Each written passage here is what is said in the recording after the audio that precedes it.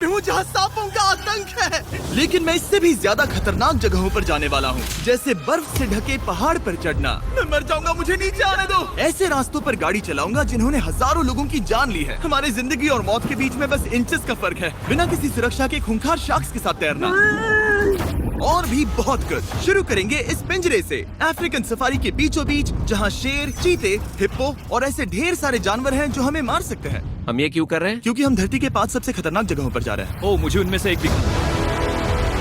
Oh my God, हम ये क्यों कर रहे हैं? और ये पक्का करने के लिए कि शेर हमें भाव दे, मैं उनके लिए खाना लेकर आया। हम इसे चारों ओर लगा रहे हैं।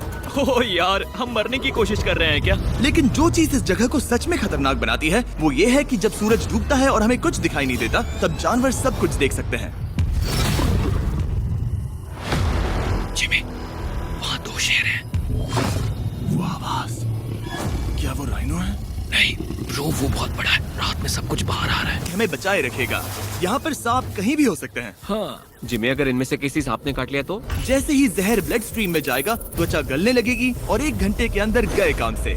मुझे तो अब सोच कर ही डर लग रहा है, किसी भी सेकंड कुछ भी हो सकता है। ये बहुत रोमांचक होने वाला है। एक आइलैंड जो इतनी खतरनाक चीजों से भरा पड़ा है, वो इतना खूबसूरत कैसे है? ऊपर से देखने में ये सच में शानदार लग रहा है। अगर यहाँ से फिसले तो मर जाओगे। हाँ भाई, समझ गया। बॉयज संभल कर चलना। इसका नाम है स्नेक आइलैंड। तो लग रहा था जमीन पर हजारों सांप रेंगते हुए मिलेंगे, लेकिन जमीन पर जानवरों को खत्म करने के बाद अब ये सांप पेड़ों में जाकर वहाँ से परिंदों का शिकार करते हैं, जो कि इस आइलैंड के आखिरी शिकार है। अब हम जंगल के अंदर जा रहे हैं और यहाँ किसी भी पल एक सांप हम पर कूद कर हमें काट सकता है। अभी तक तो मुझे सिर्फ अपने पैरों की फिक्र थी, मगर अब तो ऊपर भी देखना पड़ेगा। ये पागलपन है भाई।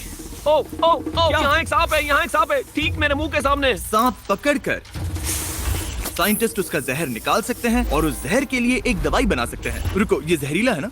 हाँ मतलब इसने मुझे काटा तो मैं मर सकता हूँ? बिल्कुल। ओह वो, इसे जरा ठीक से पकड़ो। ओह वो, इसे जरा ठीक से पकड़ो।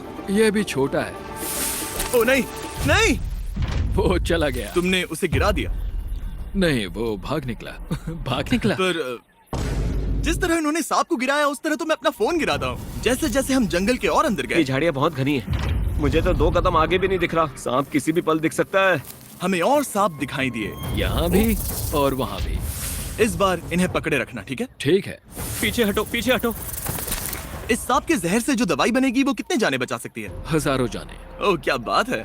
जो एंटी वेनम ये बनाते हैं वो ब्राजील के 90% सांप के काटने के मामलों में मरीज का इलाज कर सकता है। यानी हर सांप जिसे हम पकड़ते हैं वो हजारों लोगों की जान बचा रहा है। जिमी, वहाँ ऊपर एक और सांप है। ओह माय गॉश, ये तो बहुत बड़ा है। अब हम सबको ढूंढ रहे हैं। वो बाहर आ रहे हैं। तो बाकी का दिन हमने इन खतरनाक सांपों को ढूंढने में मदद की और साइंटिस्ट को उनकी रिसर्च करने में भी हाथ बटाया। वो सांप करीब 15 फीट ऊपर है और साइंटिस्ट कह रहे हैं कि हम इस पेड़ को हिलाएं ताकि वो नीचे गिर जाए।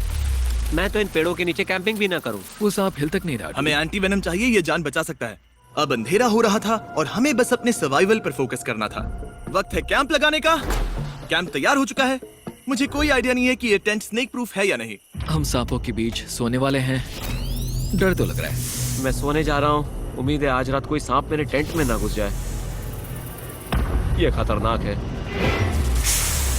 मुझे अपने घर पहुंचने का इंतजार नहीं हो रहा। जब हम उठे तो बस एक ही चीज दिमाग में थी, जितनी जल्दी हो सके इस आइलैंड से निकलना। मैं बस घर जाना चाहता हूँ। बर्फीले पहाड़ों से लटकना, हजारों फुट गहरी खाई के किनारे पर अपनी कार चलाना, बिना किसी केज के शार्क से भरे समंदर में डुबकी मारना।